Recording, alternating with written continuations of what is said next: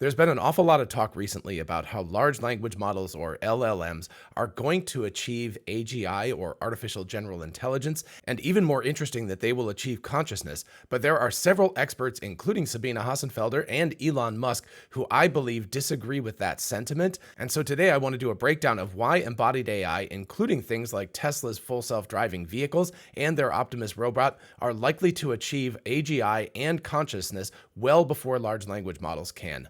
Let's take a look. Hey y'all, it's Dr. Know-It-All coming to you from my office once again, back in Georgia, where it is hot and muggy. I'll probably be sweating by the end of this video. In my basement, when I shut the door, the ventilation isn't that great, so it gets hot in here. Also, I've got a new prop right up here. That's my Indiana Jones hat from Disneyland. Long story behind that. I used to have another one, but anyway, it is now a fixture of what's going on, with Sandy Monroe's signed Model S plaid shim behind it. That's the thing that looks like a star behind the hat, just in case you were wondering. So I've been thinking a lot recently about consciousness, about AI, about embodied AI, and all of these factors. And fascinatingly enough, as I put that out into the universe that I was going to do a video on that, just thinking about it, I came across 3 separate videos yesterday, which I think all dovetail nicely to help me make my point. And that is that embodied AI, for very specific reasons, has a much higher degree of probability of reaching artificial general intelligence, and more importantly, artificially intelligent agency, or AIA, as I like to call it, or consciousness, as one might call it as well. So I'm going to pull 3 clips from Jodie Burchell, who is a psychology PhD and talks a lot about consciousness and AGI, from Sabine Hossenfelder, and also from Elon Musk, talking to Lex Fridman recently, and I'll combine those and give you my thoughts about them. And of course, I will leave a link to all 3 of these in the description. They are highly worth watching in their entirety. I'm just taking out pieces of them. I'm going to start with Jodie Burchell. She sets the stage very, very nicely, discussing generalization and how that is critical to the way that AI will reach AGI and consciousness. Also, this is the longest of the 3 clips, so as it sets the stage. So I think this is a really neat example that these skill-based assessments of intelligence in LLMs can be wildly misleading. Instead, we need to look to how well these systems can solve tasks they've never seen before. That is, how well can these systems generalize? So the way this was approached by Francois Chollet, he's a very well-known AI researcher, he works at Google, he defines this in a hierarchy of generalization. So what we do is we start at an absence of generalization. This includes systems that know all of the possible outcomes in advance, such as if you've got an algorithm that can play tic-tac-toe, it will be able to play it by knowing all the possible configurations that it can play with in advance. We then move to local generalization. This is where a system can make inferences on examples it hasn't seen before, but only if those examples are similar enough to things it was trained on. And machine learning models fall under this, and this is an illustration of the Kaggle effect. Broad generalization reflects a human-level ability in a single broad activity domain. So a famous example of this is the Wozniak coffee test. This was proposed by, unsurprisingly, Steve Wozniak of Apple fame. And he proposed that if you can have a system that can go into a kitchen and can complete all the steps required to make a cup of coffee without human intervention, that would show broad generalization. And full self-driving cars would also fall under this categorization. We then have extreme generalization. This is essentially human-level intelligence. And this is basically where you have a system that can solve problems it hasn't seen before, even those that only share some abstract commonalities with things it has seen before. And it can solve problems across the scope of what you'd expect humans to be able to solve. So you might be thinking at this point, I'm focusing a lot on human-level abilities, but we're talking about artificial systems. Don't we want them to go beyond what we can do, to be better than us? And this leads to the final level, which is universality. This is the ability of a system to solve any problem in the universe, beyond even problems that have any relevance to us. The thing with universality is it shouldn't really be considered as an initial goal for an artificial system for a couple of reasons. The first is, as developers, we know that all problems need a scope in order to be useful. And the current scope we have is being able to automate tasks that we ourselves do manually for artificial systems.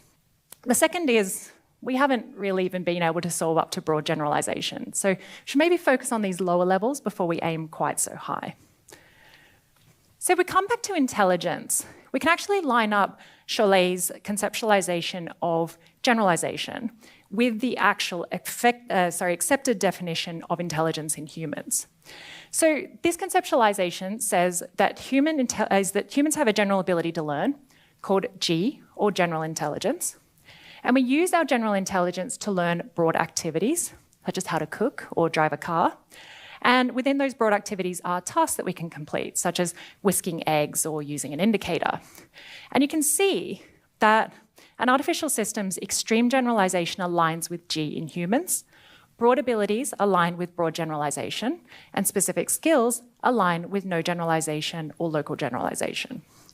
So given this overlap, it seems fair that we can derive lessons from measuring intelligence in humans, which is an established field, and apply them to measuring intelligence in artificial systems.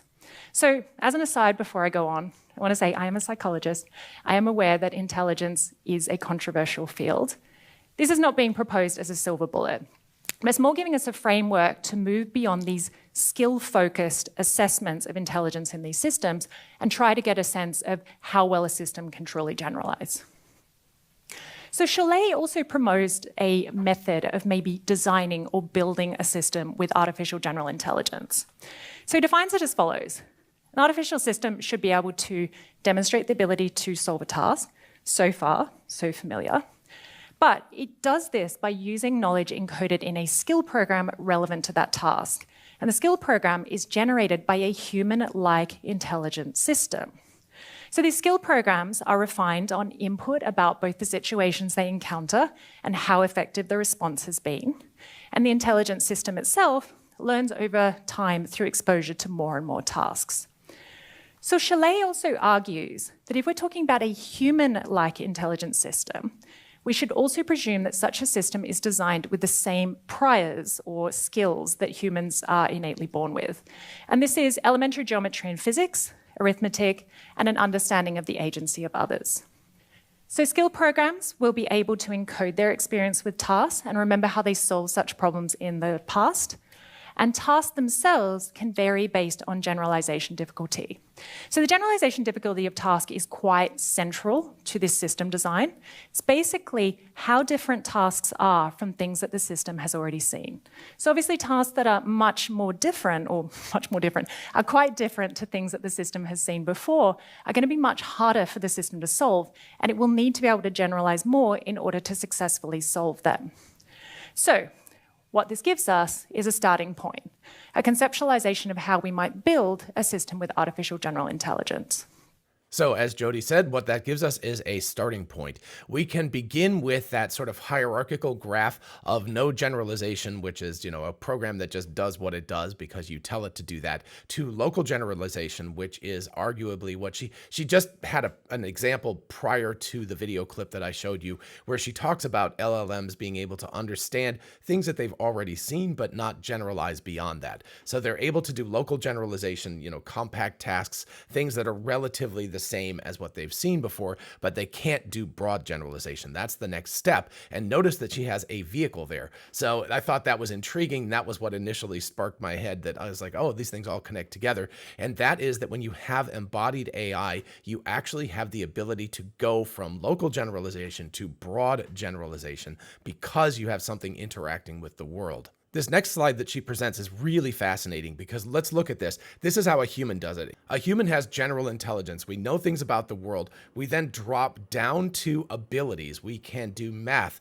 or we can drive a car, or we can make dinner, or something like that. So we have these broad abilities that come from our broad intelligence, our general intelligence. And then that goes down to tasks, like she said, whisking eggs, or using a turn indicator, or pressing the accelerator, or things like that. The fascinating thing to me is that artificial intelligence is doing this completely backwards. They are going task specific. They're learning how to use an indicator or learning how to whisk an egg in order to then try to bump up to the more broad capabilities of making dinner. And then hopefully that transfers to the even broader ability of having general knowledge. So they're kind of learning things backwards from the way humans do. And I find that fascinating because most of the tests of how smart artificial intelligence is, way back in the day, it was like, can they play checkers? And then it was like, can they play chess? And then it was, can they play Go? All of those things are, relatively restrictive. You could almost put them in task-specific skills. How to play a game. Maybe they're in the slightly broader capabilities because there are tasks involved within that, but they're really, really restrictive. They're learning things kind of ground up this direction, whereas humans kind of learn it, top down. We learn it from the broad general intelligence and then down to the specific tasks. And as Jodie argues, and I agree with her, the problem with all of our tests right now, like MMLU and all of these other tests that are out there, they're really task-specific tests. They're like, how well does it do in particular math questions? Or how well does it do in, responding to English in a way that people will understand? Those are very task-specific, and the LLMs do really, really well at that right now. But the problem is that they can't make that leap up to the next level of broad generalization. They can only do it locally relative to things they've already seen. So it feels to me like almost that we're going about this backwards with large language models. Now, that's not a fault of the researchers or anything. That's just the way that, that's the way that us humans have figured out how to do this. We don't know at this point how to create this broad intelligence and then trickle down to all of these specific tasks. We're still trying to figure that out. What we're doing instead is we're trying to learn things from the ground up, from the specific tasks upward. And that may or may not work out well. And that's where embodied AI comes in, because embodied AI has feedback that's directly involved. Reality is giving embodied AI feedback, just like it does to a human being. If you think about a little baby, a little infant, they kind of look around and they wave their arms and things like that, and they look and they smile, and their parents, smile back and all that kind of stuff. The baby is learning specific tasks, but because of a lot of billions of years of evolution into us, we're also learning that sort of broad, generalized intelligence from the get-go, from when we're born. And of course, you get that with other animals that develop much more quickly, like a deer. They're born and they're kind of walking and doing stuff very, very rapidly. So they have a lot of this stuff sort of built in via billions of years of evolution that's helping them to kind of get that broad, generalized knowledge. Human beings, it's argued, have less of that capability at the start because we're much more blank slate, spongy kind of things, because we can learn a lot of different skills. Not everyone is an astrophysicist. Some people are plumbers, and some people are auto mechanics, and some people are accountants, and some people are software developers. There's lots and lots of different jobs. We are able to do many things, whereas a deer pretty much is able to eat grass and run away from stuff. That's what they're able to do. So they have a much more restrictive level of intelligence, of general intelligence, and you might say of consciousness as well. I would argue that most creatures, at least at the mammalian level, are self-aware. They understand themselves as an individual entity. My dogs certainly do things like that. And when you get to primates and stuff, they become even more intelligent. And then when you get to humans, they get more intelligent. But that comes from this sort of broad, generalized intelligence that can give rise to consciousness. And so with that in mind, let's take a look at two short clips from Sabine Hossenfelder's video from yesterday. The second assumption I'll make is that for a system that could be a brain or computer to be conscious, the system needs to have a self-monitor that keeps track of what's going on in the entire system. Such a self-monitor is part of many of the theories of consciousness. For example, the workspace theory, where that's called a higher order representation, not to be confused with the House of Lords. So let's have a look at large language models. Large language models still work with deep neural nets. That's a lot of numbers, basically, that are being trained on data. Every time an answer is good, you keep the numbers that produced it. If the answer was bad, you adjust the numbers. That way, over time, the model learns to give right answers. Large language models can be said to have some vague sort of predictive power. I mean, for one thing, they were basically made to predict text, but also the data that they were trained on teaches them some things, like the sun will rise tomorrow. That's a prediction which a large language model would get right. Still, it's the lack of self-monitoring that makes me think they're not conscious. However, this is very different if you look at AI models that are being trained to control robots. Because to control a robot, the AI needs to have a model of itself and of its environment, and both need to be predictive. Indeed, they're usually not just predictive, but actually self-corrective. So this is why, even though ChatGPT is much more talkative than Atlas from Boston Dynamics, I'd say that Atlas does have some conscious awareness of itself and of its surroundings. So very efficiently and with a sense of humor, Sabine gets to the crux of the matter, and that is that large language models speak to us as human beings, right? It talks to us as if it was a person because it's using English or French or whatever language you speak. It's using a language that you're used to conscious entities talking to you from. And so what happens is we give it a boost in terms of the level of consciousness that we assume, because if it speaks to us like an intelligent human being, the assumption, because all of our other experience in our lives growing up, is that that is an intelligent human being behind that. And so the large language model is assumed to be intelligent, which might be giving it too much credit, whereas embodied AI, which at this point is humanoid robots that nobody really has access to outside of engineers working at these companies that are making these robots. So we haven't really seen that yet. But what we do have access to is four-wheeled robots, in other words, Teslas with full self-driving, or if you want to consider Waymo or something like that. Although I think that they're far too brittle to be really considered potentially generally intelligent or even potentially baby consciousness. But while those vehicles don't talk to us, really, they just, they sit there, right? So that we kind of assume that they're not really very intelligent, but rather they actually are really intelligent. They're trying to do broad generalization, which is interacting with the real world and getting direct feedback constantly from the real world about what's going on and altering their behavior in such a way that they are successfully navigating through the world, which generally means getting to where you want to go efficiently without hitting anything. So my prediction is if we did something as simple as bolting on Grok, XAI's, large language model or Llama or whatever, on top of the Tesla full self-driving stack and just had it talk to us about what it was doing and what it was seeing, all of that kind of stuff, we would immediately understand in a much more, specific way that this is a very intelligent entity that is interacting with the world just because it was using language to talk to us about that world. And that level of generalized intelligence burgeoning on consciousness, which is what Hossenfelder actually talks about, is that these things have a much more likely chance of being conscious than large language models, is based on the self-monitoring thing. In other words, it's based on the fact that when I reach over here and pick up this cup, that I'm getting monitoring, right? If I miss it, I'm like, whoops, I missed it or something. Or if I pick it up and drop it, or if I spill it or whatnot, that is giving me feedback immediately. I'm monitoring myself to see what's going on. That involves having a sense of who I am, where I end, where my fingers end, and where the rest of the universe begins. That's all necessary for me to interact with the world, not necessary for large language models. I will also argue that large language models have a reduced version of reality already because language is a compression of reality. It isn't reality, it's a highly compressed version of reality. And Yann LeCun, one of the godfathers of modern AI, talks about that as well. He's like, language is already abstracted. You need to deal with the real world. And all of that brings us nicely around to Elon Musk talking to Lex Fridman about the way that embodied AI, by interacting and monitoring itself and interacting with reality, has a huge leg up over large language models and their dependence on abstracted reality in the form of language. It's actually humbling to see how little data humans have actually been able to accumulate. Really, if you say how many trillions of usable tokens have humans generated, where on a non-duplicative, like discounting spam and repetitive stuff, it's not a huge number. You run out pretty quickly. And Optimus can go, so Tesla cars unfortunately have to stay on the road. Optimus robot can go anywhere. There's more reality off the road and go off road. I mean, like the Optimus robot can like pick up the cup and see, did it pick up the cup in the right way? Did it, say, pour water in the cup? Did the water go in the cup or not go in the cup? Did it spill water or not? Yeah. Simple stuff like that. I mean, but it can do that at scale times a billion.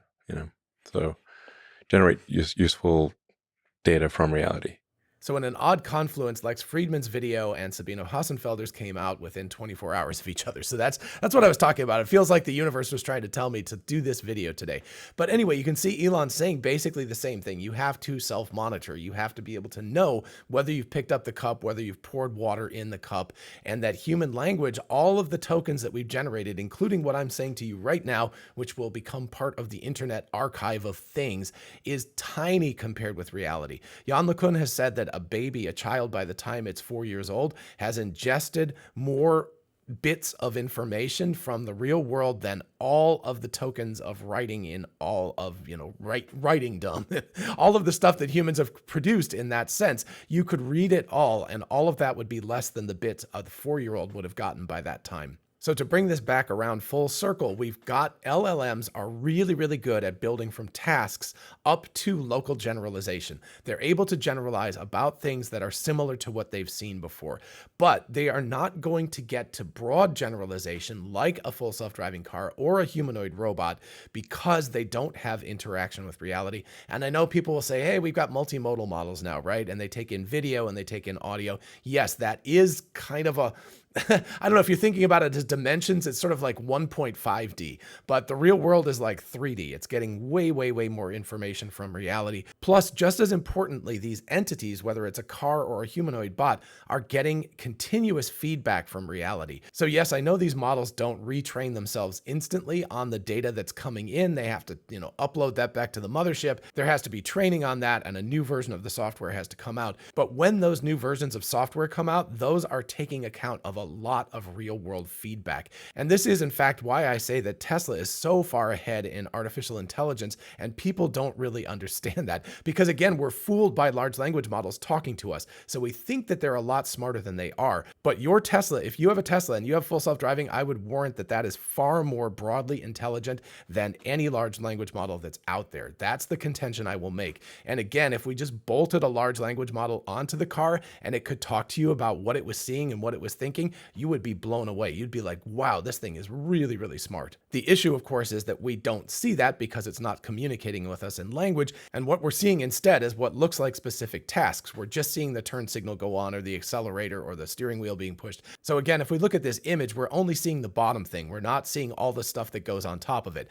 I don't know if the car has general intelligence at this point, so that G at the top of the figure, don't know about that, but certainly we've got broad cognitive abilities like the ability to drive a car. So it's jumped from that first level, which is where large language models are pretty well stuck in that. Again, they may be like 1.5D or something, but we've jumped up to that second level here. And so the car is able to do specific tasks. And then when we get to a humanoid bot, which inhabits a body that's very similar to ours, my thought is that we will actually jump towards that third level. We will get to extreme generalization like a human has because it will be able to do all of the things that a human can do.